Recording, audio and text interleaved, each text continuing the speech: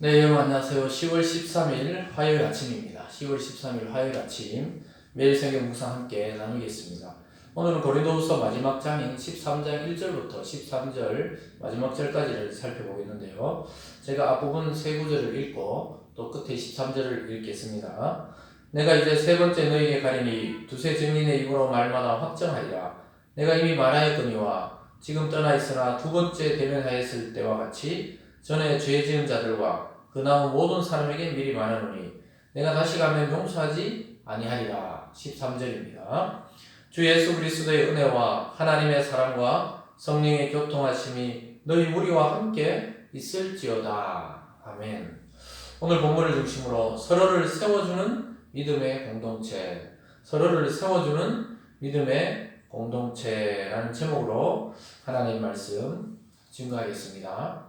이제 바울 사도는 고린도전서와 후서를 통해서 고린도 교회의 그 수많은 문제들, 그들의 분열과 우상 숭배와 음행과 또 다툼과 시기, 또 거짓 교사들의 문제, 이런 것들을 다 다루고 나서 이 마지막 부분에서 이제 마지막 인사를 하기 전에 제일 중요한 것이 무엇인지를 이제 살펴보고 있습니다. 결국 핵심적인 것은 믿음의 공동체인 교회를 살리는 방법이 무엇이냐. 오늘 제목에도 나오듯이 결국은 성도 서로가 다듬어주고 세워주고 아껴주는 그런 공동체가 될 때 하나님의 나라에 합당한 믿음의 공동체가 된다고 이야기하고 있습니다. 그래서 악에 대해서는 강하게 징계하되 또 그 위에 그들이 회개했을 때는 사랑으로 수용하는 바울의 모습을 우리는 보게 되는데요. 오늘 첫 번째, 교회를 살리기 위한 단호한 징계가 필요하다고 이야기하고 있습니다. 여러분, 죄악에 대해서 교회를 해방하고 교회를 분열시키고 교회를 무너뜨리는 죄악에 대해서는 단호하게 징계해서 그 사람이 회개하든지 아니면은 사탄의 종으로 떠나가 버리든지 그렇게 단호하게 징계하라고 이야기하고 있습니다. 무책임하고 무고한 비난에 대해서 징계할 것이라고 이야기하고 있습니다. 책임지지 않고 남을 헐뜯고 그냥 자기를 높여 보이기 위해서 남을 비방하는 것에 대해서는 가차없이 징계를 선언하고 있습니다. 그것이 바로 오늘 2절에서 이렇게 말합니다. 내게 이미 말하였거니와 지금 떠나 있으나 두 번째 대면을 했을 때와 같이 전에 죄 지은 자들과 그 남은 모든 사람에게 미리 말하노니 내가 다시 가면 용서하지 아니하겠다. 이렇게 말하고 있습니다. 그것을 회개하지 않고 죄를 끊어버리지 않고 그대로 그 상태대로 있다면은 내가 갔을 때 다시는 용서하지 않겠다고 이렇게 단호하게 이야기합니다. 왜냐하면 우리가 과일 같은 게 하나 썩기 시작하면 한 상자가 금방 다 썩어버리는 것처럼 교회의 죄악을 그대로 두었다가는 금방 이게 독버섯처럼 죄에 물들게 되기 때문에 그 죄악을 잘라내듯이 그 사람에 대해서 징계하겠다고 이야기하고 있습니다. 결국은 교회를 살리기 위해서 죄악을 징계하는 것입니다. 오늘 두 번째로는 말씀 안에 그리스도가 계시는가 그것을 잘 살펴봐야 된다고 이야기하고 있습니다. 말씀을 통해 내 안에 그리스도가 있는지 살펴야 한다고 이야기하고 있습니다. 저와 여러분의 마음속에 우리 영혼에 또 우리의 인생의 중심에 그리스도가 자리 잡고 있는지를 오늘 살펴볼 수 있기를 바랍니다. 3절과 4절에서 이렇게 말합니다. 이는 그리스도께서 내 안에 말씀하시는 증거를 너희가 구함이니 그는 너희에게 대하여 약하지 않고 도리어 너희 안에 강하시니라. 그리스도께서 약하심으로 십자가에 못 박히셨으나 하나님의 능력으로 살아계시니 우리도 그 안에서 약하나 너희에게 대하여 하나님의 능력을 그와 함께 살리라. 이게 결국 무슨 말입니까?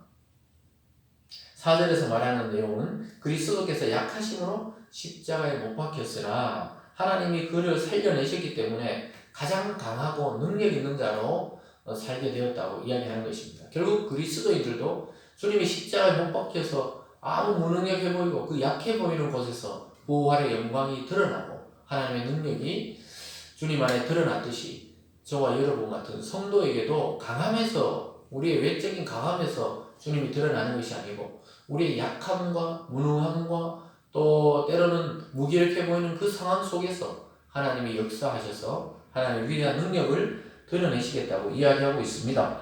그래서 교회에서는 약한 것이 좋습니다. 그것이 그리스도 안에 강한 자입니다. 남에게 늘 지고 또 양보하고 또 연약해 보이고 이런 성도들이 사실은 굉장히 그리스도 아래 견고히 서 있는 경우가 많습니다. 흔들리지 않는 믿음으로 일생을 살아가는 사람들 보면 강하게 보이는 사람이 아니라 오히려 부드러워 보이고 유순해 보이고 또 겸손해 보이는 그런 사람이 끝까지 주님 안에 살아남는 것을 보게 됩니다. 그래서 믿음은 어느 한순간의 뜨거운 열정이 아니라 일생을 지속해 갈 수 있는 그 인내와 소망의 힘입니다. 그래서 여러분, 일생을 주님과 함께 동행한다는 것은 강한 자의 모습이 아니라 약하고 연약한 그 갈대 같은 부드러운 모습 속에서 주님의 강함이 우리 속에 드러나게 될 것입니다. 그러면서 믿음에 서 있는가 자기 스스로를 시험하라고 바울은 당부합니다. 5절입니다. 너희는 믿음 안에 있는가 너희 자신을 시험하고 너희 자신을 확증하라. 예수 그리스도께서 너희 안에 계신 줄을 너희가 스스로 알지 못하느냐. 그렇지 않으면 너희는 버림받은 자니라. 우리가 버림받은 자 되지 아니한 것을 너희가 알기를 내가 말한다. 이렇게 말하고 있습니다. 우리 스스로가 그리스도 안에 있는지 시험하고 확증하라는 거예요. 주님께서 우리 안에 계신 줄 우리가 깨달아야 되는 것입니다.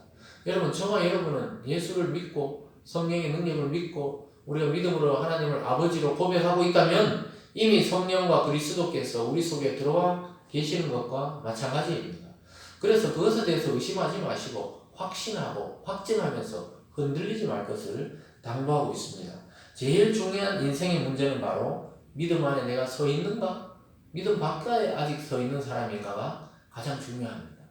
사랑하는 여러분, 저와 여러분은 그리스도 안에서 또 우리 안에 그리스도가 발견되어지는 참된 믿음의 인생, 참된 믿음의 사람 다 되시기를 주님의 이름으로 축원드립니다. 오늘 한번 말씀을 통해 나는 믿음 안에 서 있는 사람인가 시험해 보시고 여러분의 믿음을 확증하는 은혜가 있기를 바랍니다.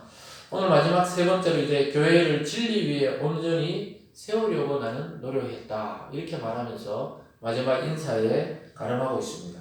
교회를 진리 위에 온전히 세워야 한다. 이것을 강조하고 있습니다. 그러면서 7절부터 10절까지를 살펴보면 이렇게 말합니다. 우리가 하나님께서 너희로 악을 조금도 행하지 않게 하시기를 구하노니 이는 우리가 옳은 자임을 나타내고자 함이 아니라 오직 우리는 버림받은 자 같을지라도 너희는 선을 행하게 하고자 함이라. 너희가 그리스도 안에 온전히 서 있는 사람으로 우리는 발견되기를 원한다고 이야기합니다. 8절에서도 우리는 진리를 거슬러 아무것도 할 수 없고 오직 진리를 위할 뿐이니 우리가 약할 때 너희가 강한 것을 기뻐하고 또 이것을 위하여 구하니 곧 너희가 온전하게 되는 것이라. 그러므로 내가 떠나 있을 때 이렇게 쓰는 것은 대면할 때 주께서 너희를 넘어뜨리려 하지 않고 세우려 하여 내게 주신 권한을 따라 엄하지 않게 하려 함이라. 이게 무슨 말입니까? 너희들이 그리스도 안에 든든히 서 있으면 내가 가서 징계할 필요도 없고 엄하게 다스릴 필요도 없지 않느냐. 그래서 우리는 진리를 거슬러 아무것도 할 수 없고 오직 진리를 위할 뿐이라고 이야기하고 있습니다. 저와 여러분과 또 교회 지도자들도 마찬가지입니다. 교회를 진리 위에, 하나님의 말씀 위에, 또 성령의 그 능력 위에 반듯하게 세우는 것이 우리의 임무요, 우리의 사명인 것입니다. 그래서 교회는 사람 위에 세우는 것이 아니고 그리스도가 말씀한 그 진리 위에, 그리스도 위에 세워져 나가야 사탄이 흔들지 못하고 불시험을 통과할 수 있는 그런 교회가 되는 것입니다. 사랑하는 여러분, 우리를 넘어뜨리려고 하는 많은 세력들, 이 영적이고 악한 세력들이 있습니다. 그것으로부터 여러분이 승리할 수 있는 비결은 오직 하나님의 말씀인 이 성경, 이 진리의 말씀, 복음 위에 우리가 굳세게 설 때 흔들림 없는 인생과 교회와 삶이 되어지는 것입니다. 그러면서 마지막 인사를 통해 축복하고 있습니다. 기뻐하라고 하고 평안하라고 이야기합니다. 11절 보면요. 마지막으로 말하는 형제들아 기뻐하라. 온전하게 되며 위로를 받으며 마음을 같이하며 평안할지어다. 또 사랑과 평강의 하나님이 너희와 함께 계시리라. 평강을 빌어주고 있습니다. 그러면서 여러분 늘 예배 끝에 축도하는 말씀이 오늘 여기 나옵니다. 이 구절에서 우리 지금 예배 가는데 마지막 축도하고 축원하는 그 구절을 따온 것입니다. 13절이죠. 주 예수 그리스도의 은혜와 하나님의 사랑과 성령의 교통하심이 너희 무리와 함께 있을지어다. 삼위일체 하나님의 그 영광을 이야기하고 있습니다. 예수님의 우리를 대속하신 은혜와 또 주님을 보내주신 하나님의 그 사랑과 또 성령을 통해 하나님과 교통하심을 항상 너희와 함께 있기를 원하는 그 바울의 마음이 우리가 늘 예배 때 마지막에 목사님들이 축도하면서 빌어주는 그런 마음입니다. 저와 여러분의 인생도 그리스도의 은혜와 하나님의 사랑 안에 성령이 교통하심으로 확증하고 보증하는 참된 성도의 삶이 되기를 바라면서 여러분의 삶 가운데 하나님이 주시는 평강과 능력과 사랑이 넘치시기를 주님의 이름으로 축원합니다. 이것이 바로 세상이 줄 수 없는 최고의 축복입니다. 교회를 교회답게 세우려는 바울 사도의 마음이 곧 우리 주님의 마음이라는 사실을 우리는 오늘 마지막 당부를 통해 깨닫게 되었습니다. 분열과 다툼과 우상숭배, 음행과 거짓 복음과 또 여러 가지 분열로 인해서 고린도 교회는 많은 문제가 있었지만 이 고린도 교회의 모습 바로 오늘날 오고 오는 많은 수많은 이 현대 교회의 모습을 그대로 또한 보여주고 있습니다. 우리는 이 땅의 교회가 하늘의 교회처럼 완전하지는 않다는 것을 또한 깨달아야 됩니다. 교회는 완전한 것이 아닙니다. 죄인들이고 부족한 사람이 모여서 완전하신 하나님과 그리스도 안에서 변화되어가는 공동체라는 사실을 기억할 수 있기를 바랍니다.